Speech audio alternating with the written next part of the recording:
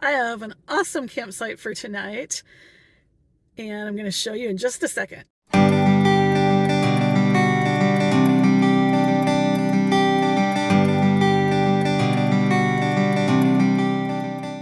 And you're going to say, why are you camping on the side of a highway? Well, this is California Highway 1. Those hills are part of the Santa Monica Mountains. Wait for it, wait for it.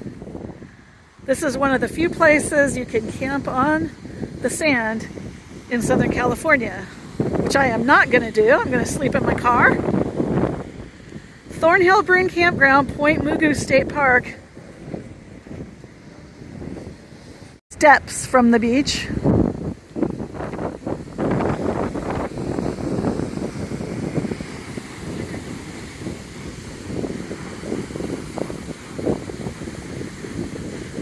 As you can see, my neighbors have put up tent.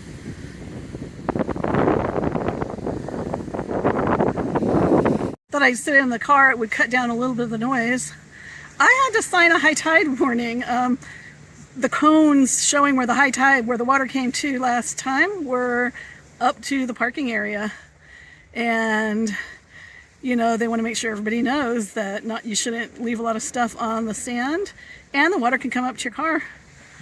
He said there is only one high tide a day that gets that high, and that's going to be at 9:30 tonight. The other high tide is usually not that high, so the one tomorrow morning. So we shall see. Just adding a little bit of adventure. I'm not, like I said, camping on the sand, so I'm not worried about that. I got my tent and my cooler on the picnic table. Not worried about theft. If anybody wanted it that bad, they could have it. And I really don't see anybody sneaking in here, stealing a tent or a Kenai cooler. I'm going to have to work on how I store things in my car for the next trip, where I will, well, maybe I'll be carrying a different tent that takes up less room than the Gazelle. Love the Gazelle. It has a very long footprint and lays on my bed at this point, and I can't sleep on my bed if my tent's on my bed. And I like to leave my passenger seat open as my lounge, although I could sacrifice that if I have to. I'm not leaving again for anything substantial until right after Labor Day, where I'm going to take off hopefully for the Oregon coast. Anyway, I think sunset's going to be spectacular. Although there aren't that many clouds, so who knows. Sun's pretty bright. I do have some sunscreen on, but I'm going to lay on my bed and look out at the waves and rest. It took me about 4 hours to get here, including a stop for lunch. And then it's going to take me about as long to get home, depending on LA traffic tomorrow. I just wanted to add about this campground. I'm in Site 6, which is now the equivalent of Site 1. The remaining sites washed out along with the turnaround, so they no longer allow long trailers into this campground because there's no way to turn around. And it says on the state park website they're not going to rebuild that. And that would be that area up there. That area had more sites and a turnaround, and it was washed out during the massive storms last year.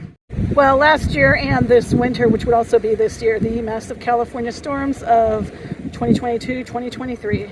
Also, there are only chemical toilets in there, alas. But damn, this is why you camp here. Malibu Beach. I should say Malibu Beach without the Malibu crowds. I really enjoyed watching the pelicans fish. And as I suspected, the sunset was phenomenal.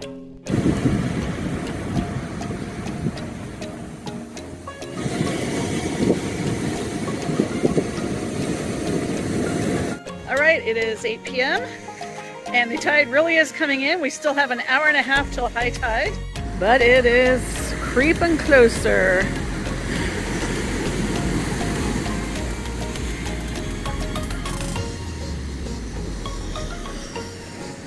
Alright, it's time to say goodbye to Point Mugu, Thornhille Broome Campground. The water did not come up to my car last night. I should be glad about that. It would have been real interesting though. It did come pretty high, but not to my car.